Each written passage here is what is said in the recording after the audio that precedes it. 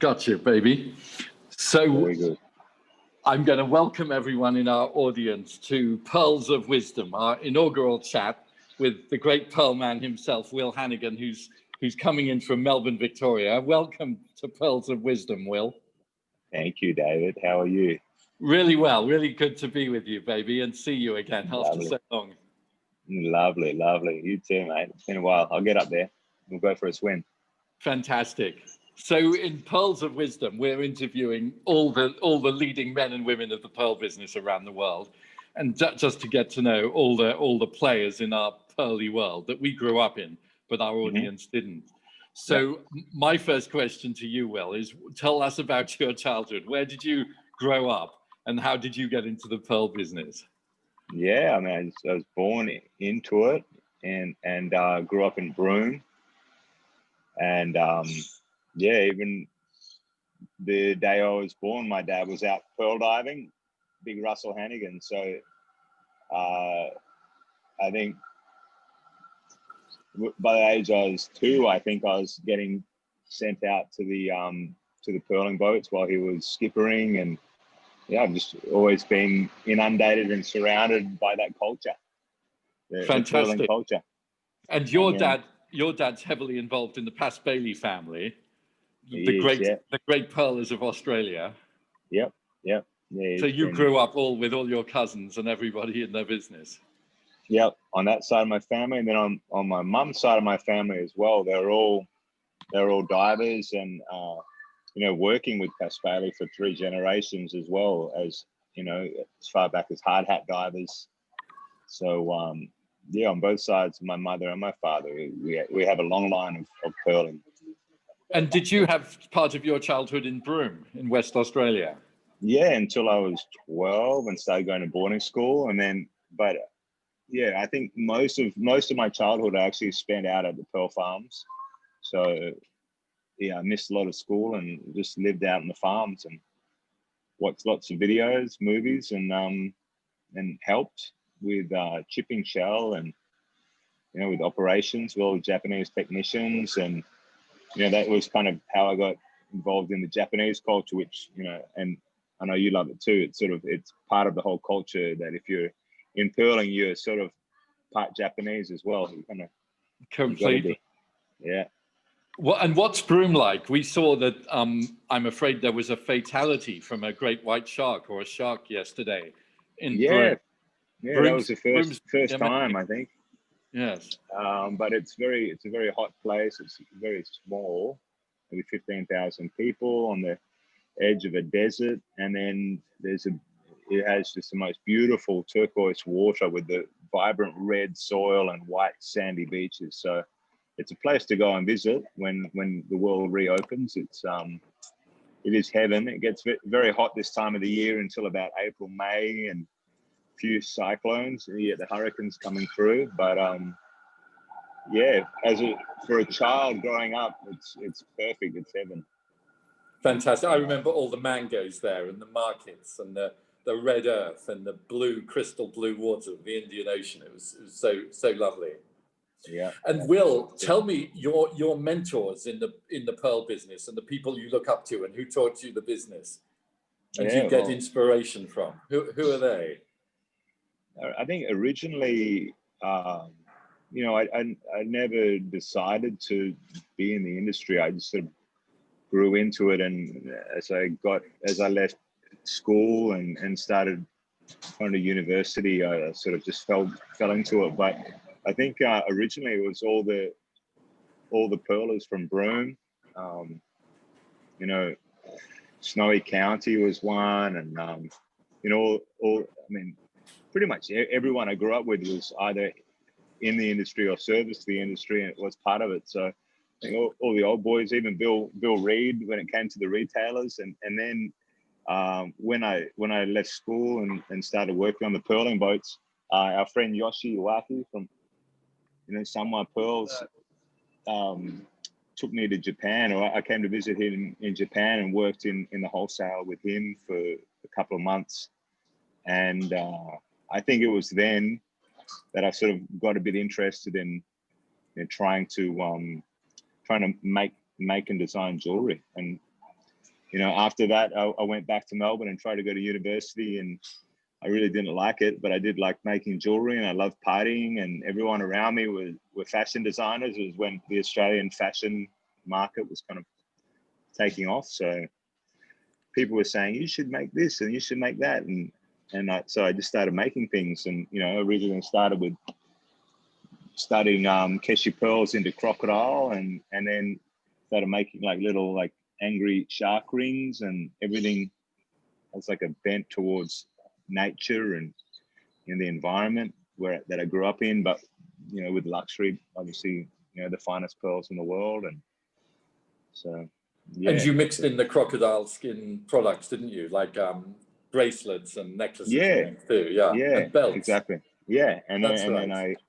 I was doing a bit of that product, and then I realized it's probably better for the animals if I just made them out of metal. So I started casting actual crocodile tails and things like that. Trying to be fantastic. healthy. And what's your brand called if people want to find your brand? At Will Hanigan Pearls, that's my Instagram. Yes, you've got a few followers on there, I notice. I get a few, yeah. You're in the tens of thousands up there. Yeah, fantastic. Yeah. Will, and so tell us about your brand though, and why it's unique, or how it's unique, because it's very, very extraordinary, everything you make compared to mainstream pearl jewelers. Yeah, originally I didn't really start doing things seriously until I was probably 27, and I moved to LA, and so I was doing yoga full time in LA,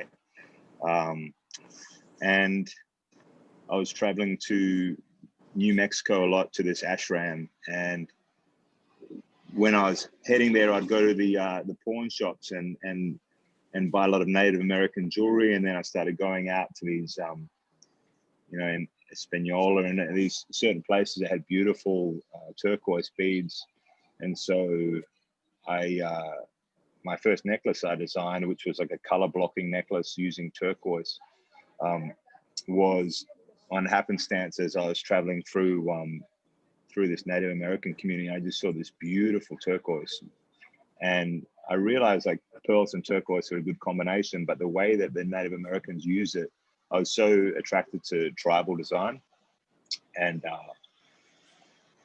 so I think incorporating turquoise and then now other semi-precious stones has always been my trademark, especially doing like color blocking. So I do like you can see that it's like Tahitian keshi with amethyst, and so it's always about matching the color of the stone with the color of the pearl, and even different styles of stringing, so that it's very, they call it Loose Lux. So it's like a very relaxed luxury style of design, and that's sort of, that's how I live, and that's I sell in these high-end markets where everyone sort of already has their big Mikimoto Paspali necklace, and they still love good pearls, but they want to wear something more daily. And so my I think my market is that sort of more Loose Lux, tribal and casual,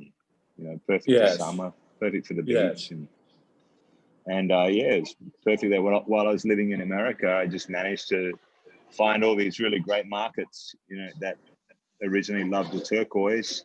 I also had an appreciation for fine pearls, and then expanded from there. I loved visiting you in LA and go in downtown where all the jewelers were, but also coming to your apartment right by the Yogananda Ji ashram at the bottom of Sunset Boulevard. That was when we were allowed in America last year. It was a great life, wasn't it?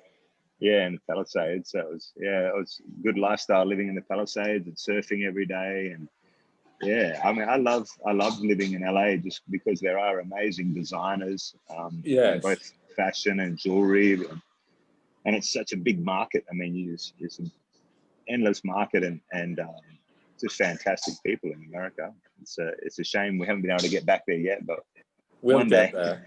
It'll all bounce back. I was going to ask you who you admire in the design world and the jewelry world. Are there any particular designers that you really like? Well, the ones that sort of my peers and clients and like directly around me.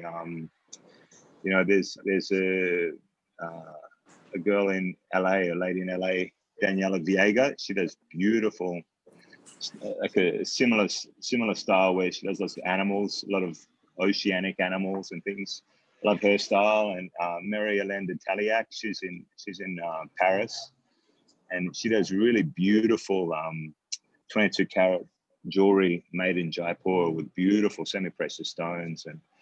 And we recently did a collaboration to do pearls. So she was a great one. And then obviously Susan Bell Perron, I love like old, you know, the old classics and some of the Art Deco style of jewelry. Stephen Webster, you know, he's been pretty successful as a commercial designer. Yes. Yeah, I think you know, even the big brands like Tiffany and Mikimoto, it's just in the way that they've been able to try to market pearls and pushing pearls and seeing the way they've done it, and even the way that they're doing it now. Like you know, Mikimoto's really tapping into fashion, and that's sort of where I've been doing what I've been trying to do for the last 5 years, going to Paris Fashion Week and trying to start from the street and you know, getting rappers to wear pearls and doing fun stuff. You know, I think Mikimoto's pushing stuff in the right direction and making it a bit more sexy. And you know, so there's a few big brands, and I think yes, Melanie, who works with me here in Aquarian Pulse, she just showed me Machine Gun Kelly last night at the American Music Awards, the AMAs, wearing a pearl necklace. And your buddy Russell Brand, he's occasionally worn some pearls too. Yeah, and rappers do. And Harry Styles, he loves to wear pearls all the time, it seems. Yeah, all the it's become very fashionable. It's having a moment for men to wear little strands of Mikimoto, to get those little vintage strands, and then you know, hopefully the rappers start wearing big chunky pearls like they wear their big. I'm wearing our Aquarian Pearls leather bracelets for men, which I like, and I've good. got a Keshi necklace like you, but I haven't got it on today. I'm ashamed to say. No, you have to keep wearing it. I don't take it off. Fantastic. It's got all your energy then, so it's worth even more. Yeah, that's it. Will, and so what do you see for the future? Where our business is going? Do you think we're going to be all doing a lot more online with the change? Yeah, I think online is going to be important. It's just a shame pearls are such a tactile, you know, tactile object. Even with the way that we're buying now, with the auctions and everything sort of online, I don't think it's working as well. I mean, the Tahitian auction last week seemed to do very, very well, but there are very, very high quality pearls, and there was a demand. But I think we won't see a full resurgence probably in the global luxury market until 2023, and then there'll be a boom, and it'll be a fantastic boom. And in the meantime, I'm running a taco truck, and I'm chopping firewood, and I'm doing all different types of businesses. And you're chopping wood and carrying water. Yeah, exactly. Fantastic. I'm doing what I can. I'm not trying to offload my product, dump any product. I'm just sitting on my pearls and my designs, and you know, slowly doing different collaborations with you know, with cool rock and roll silver jewelry designers here in Melbourne, and you know, for things of a slightly cheaper market. Yes. Which I think might be important as well. But yeah, you know, there's always going to be people that desire pearls and that have the money to buy it, and it might be a smaller market for the foreseeable future, or it might be very hard to access those clients. But it'll always come back. I think the demand's always there, and pearls are such a natural beauty that there's always a demand. It's not, we don't have to manufacture or market demand like the way that when I go to Europe and go to Paris and see the big luxury brands create this false economy. We don't need to do that with pearls, especially good pearls, because a good pearl will sell itself if it has a beautiful luster and it has an energy, and I think women need that energy, and now more men are needing that energy, and there's something very like, you know, etheric about it. But pearls are, you know, they're here to stay.